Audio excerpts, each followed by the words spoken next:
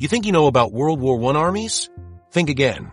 What if I told you that British commanders banned parachutes because they thought pilots would become cowards, that soldiers developed the three-on-a-match superstition after watching snipers pick off the third man to light a cigarette, or that France issued up to 0.75 liters of wine per soldier per day, roughly 3 standard bottles of modern wine? These aren't your typical World War I stories. Today we're examining the most bizarre, shocking, and downright unbelievable moments from the 5 major armies of the Great War. Some of these facts are so strange they sound like fiction, but every single one is documented history. British Army's bizarre superstitions and deadly honor code. Let's examine how the British Army's obsession with honor created some of the war's most devastating decisions. The Royal Flying Corps made a choice that sounds like it came from a comedy sketch rather than military headquarters. British pilots were forbidden from carrying parachutes during combat missions. This wasn't because parachutes were too heavy or too expensive.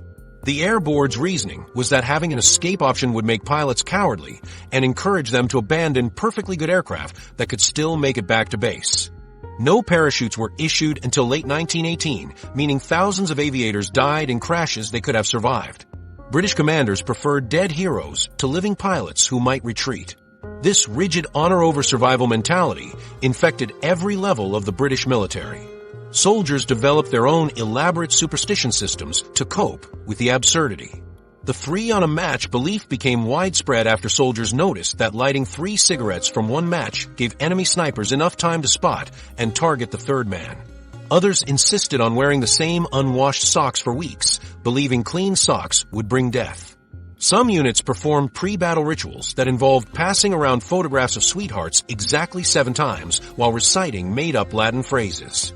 These ceremonies often took longer than actual battle preparations, but commanders allowed them because superstitious soldiers fought harder than terrified ones. The British PALS battalion system created one of the war's most heartbreaking disasters. Entire neighborhoods, football clubs, and factory workforces enlisted together with the promise they could serve alongside their friends. The Accrington PALS battalion recruited 700 men from the same small town. On July 1, 1916, during the first day of the Somme offensive, 584 of those men were killed or wounded within 20 minutes.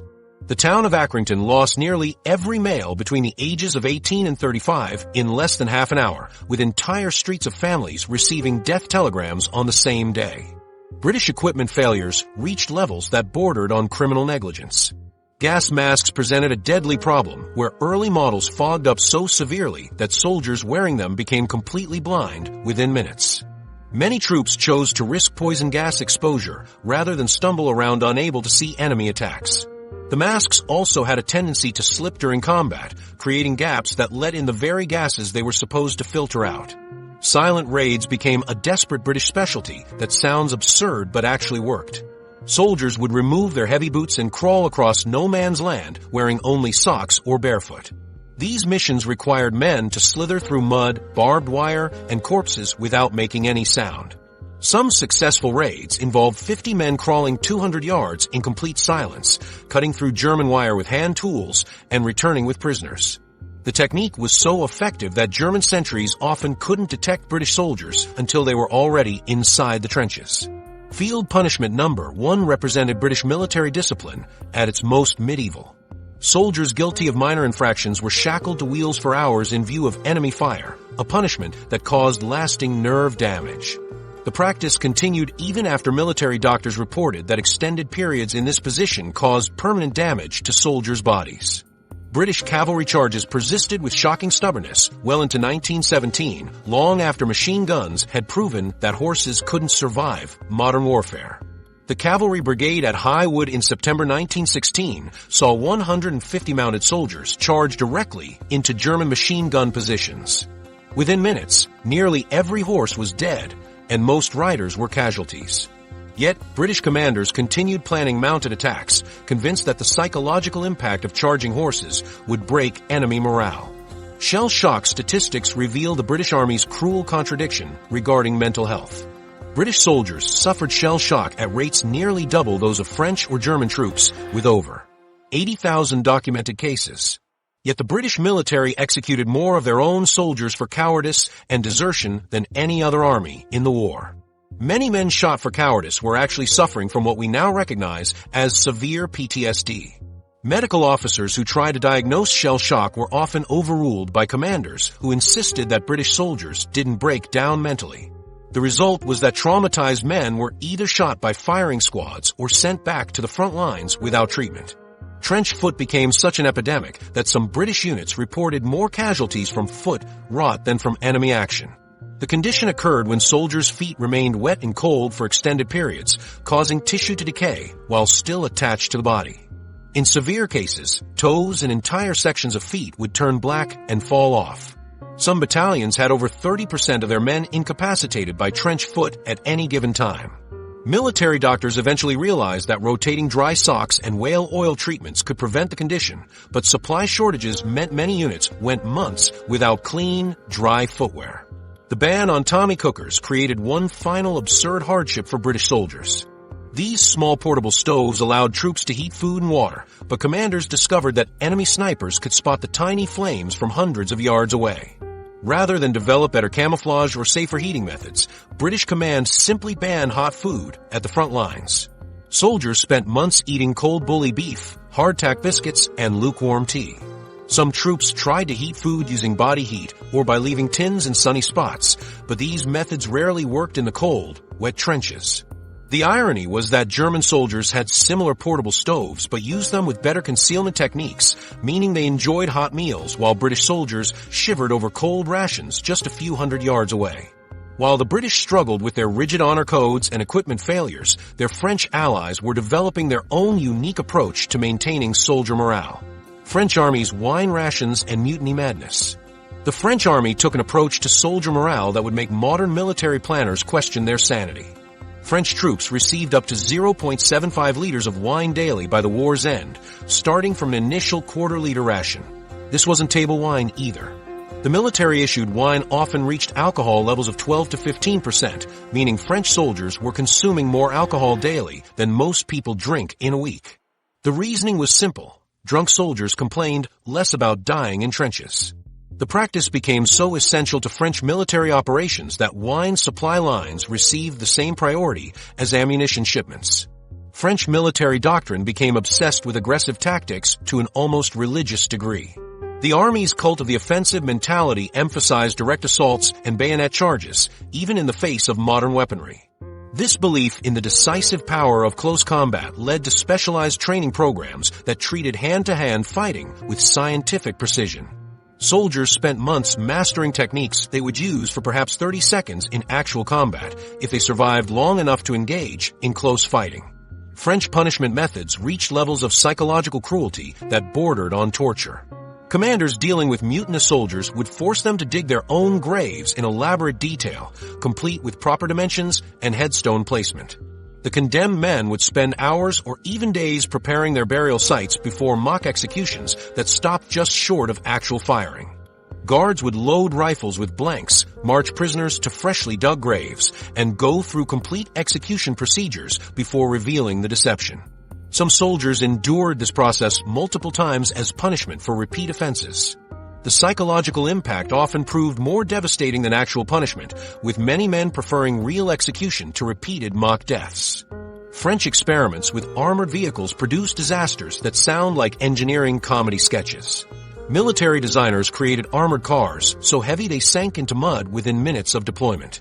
These vehicles weighed over 4 tons but had narrow wheels designed for city streets, not battlefield terrain.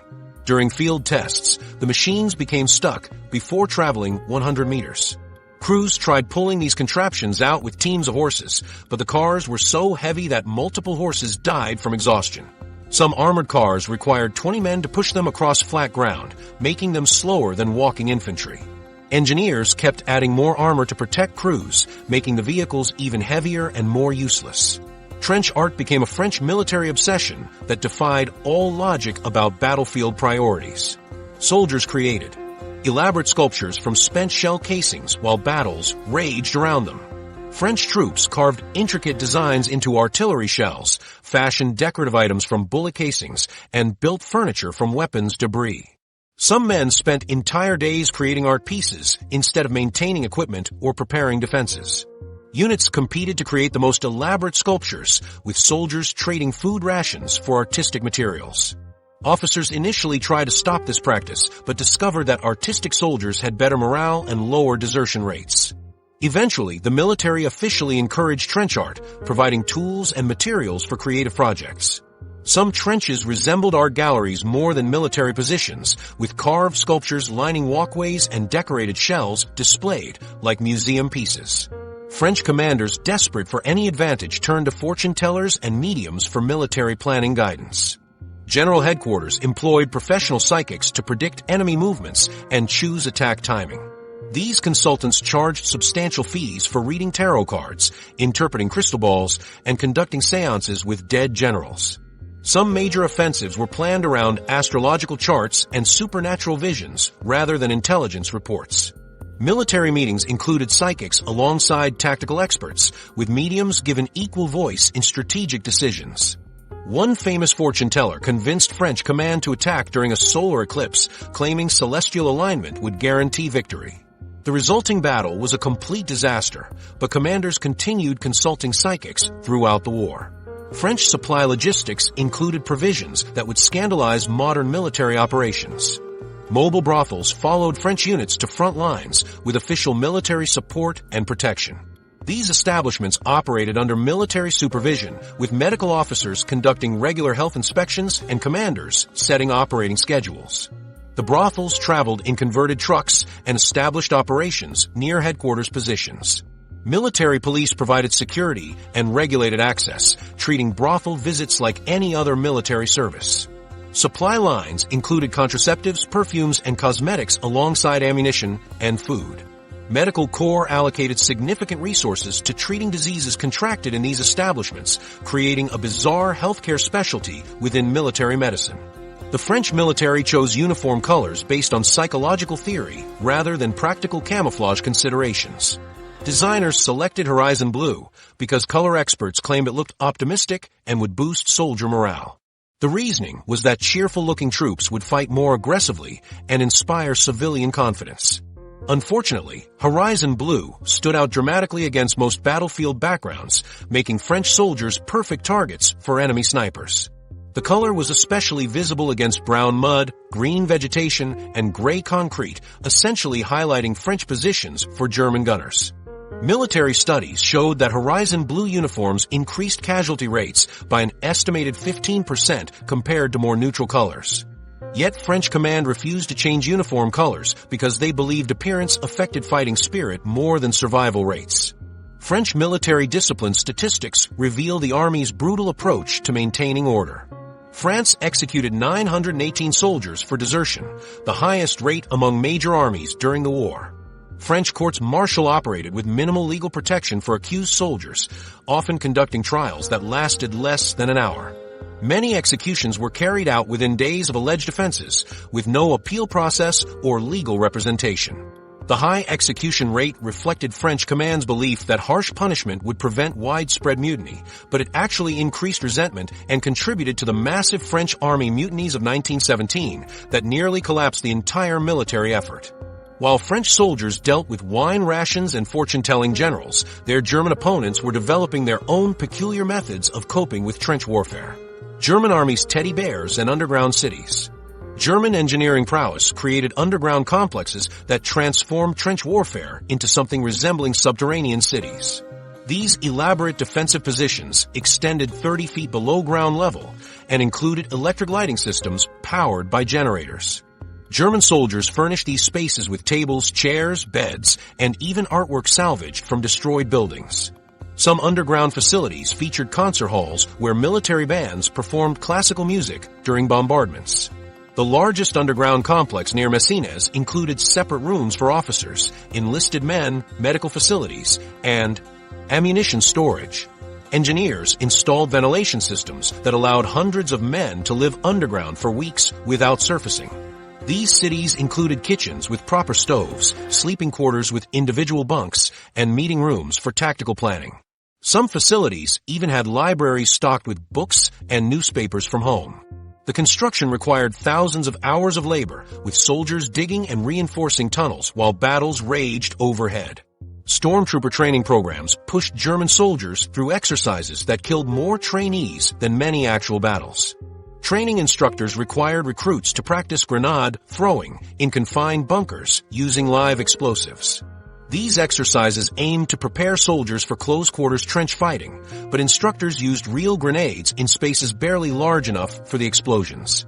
Training casualties from premature explosions and mis-thrown grenades reached alarming levels, with some training companies losing 20% of their men before seeing combat.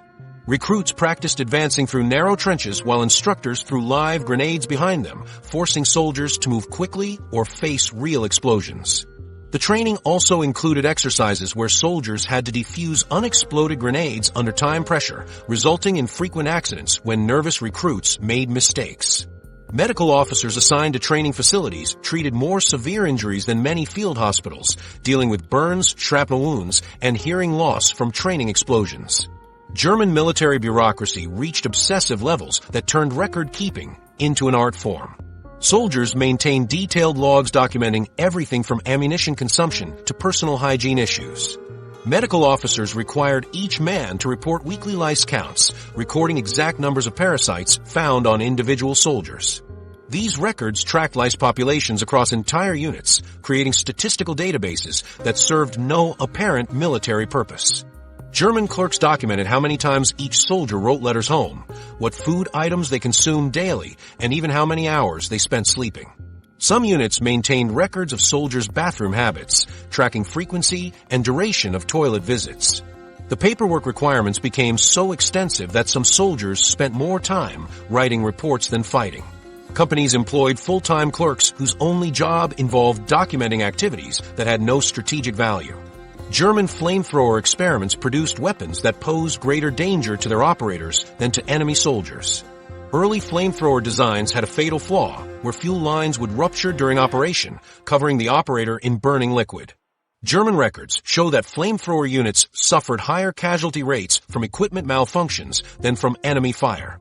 The backpack fuel systems were prone to explosion when hit by bullets or shrapnel, turning operators into human torches. Training with these weapons resulted in numerous accidents where soldiers caught fire during practice sessions.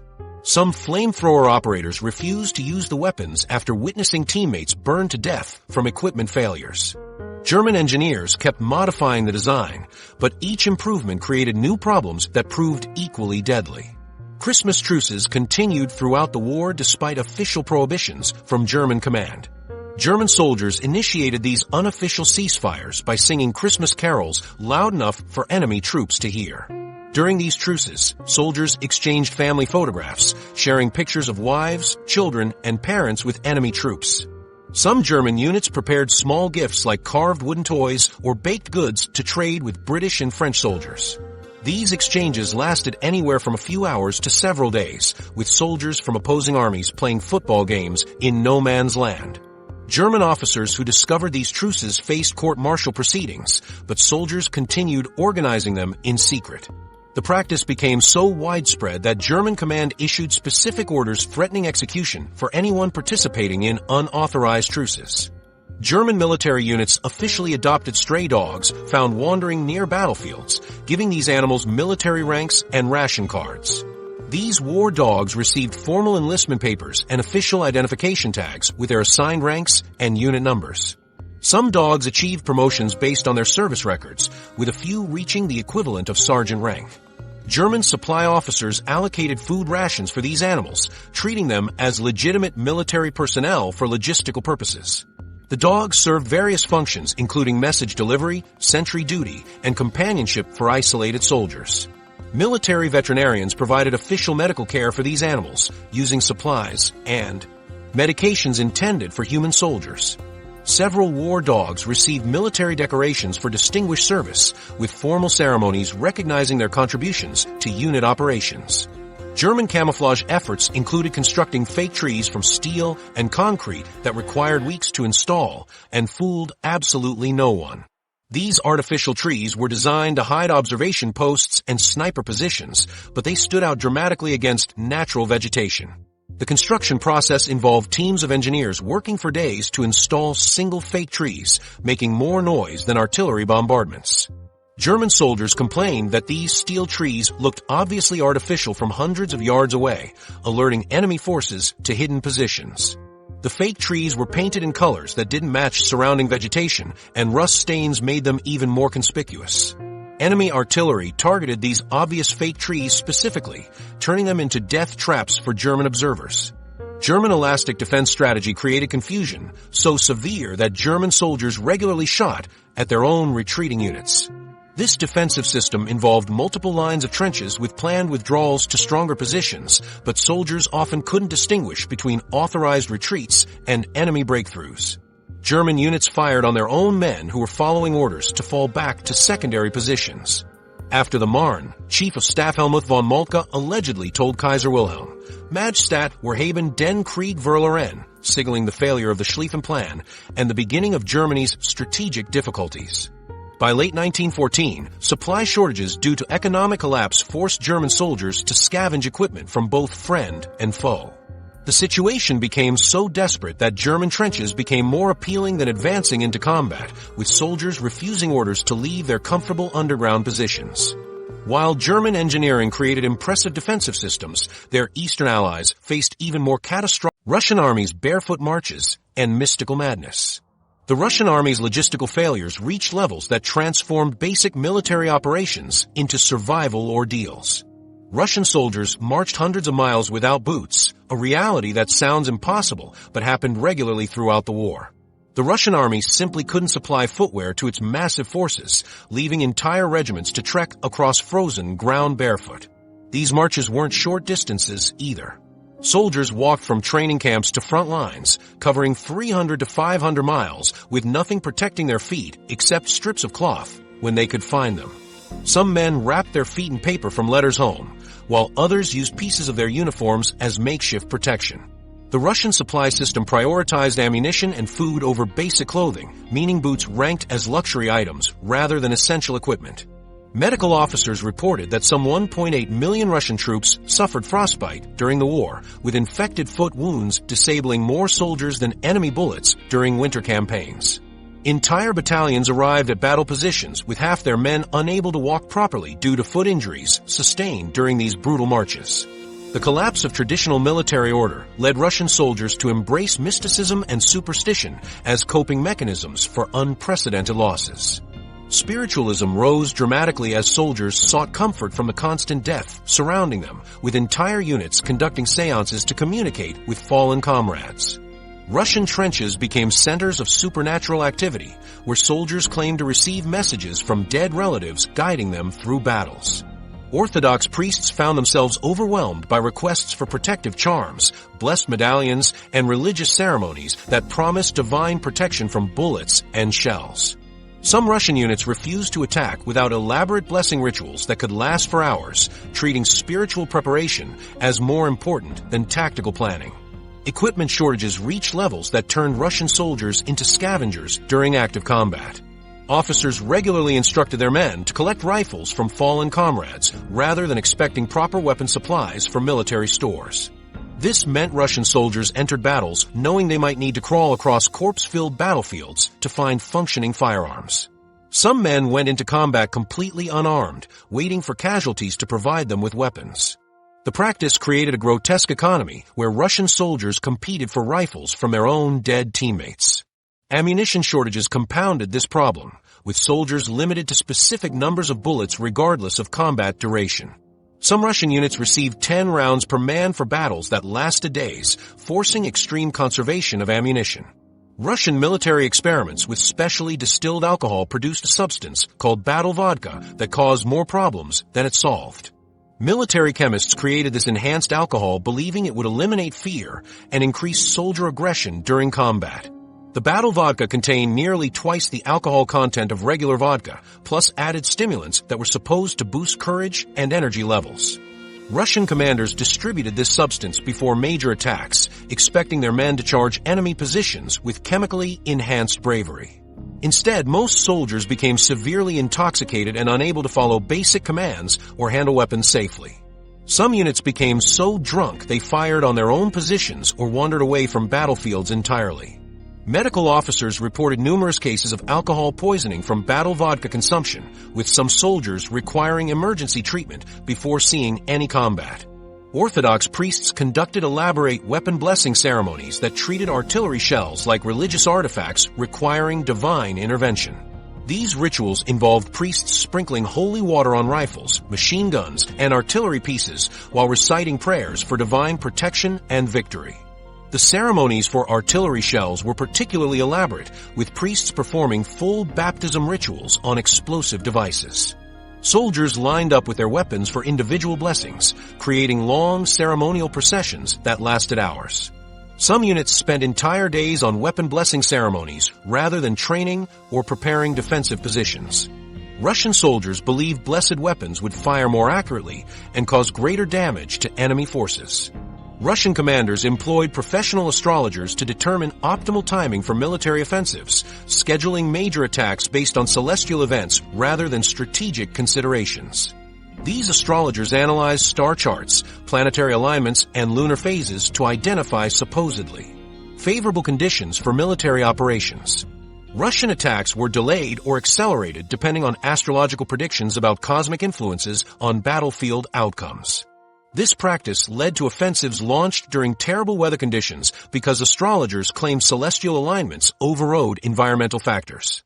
Some Russian attacks began during blizzards or heavy rains simply because astrologers reported favorable star positions. The Russian supply system operated more like medieval foraging armies than modern military organizations, expecting soldiers to find their own food in war-torn territories. Russian troops received irregular supply deliveries and were instructed to supplement their rations by scavenging from abandoned farms and destroyed villages. This foraging system worked poorly in areas where previous armies had already stripped away available food sources. Russian soldiers competed with local civilian populations for whatever edible materials remained in devastated regions.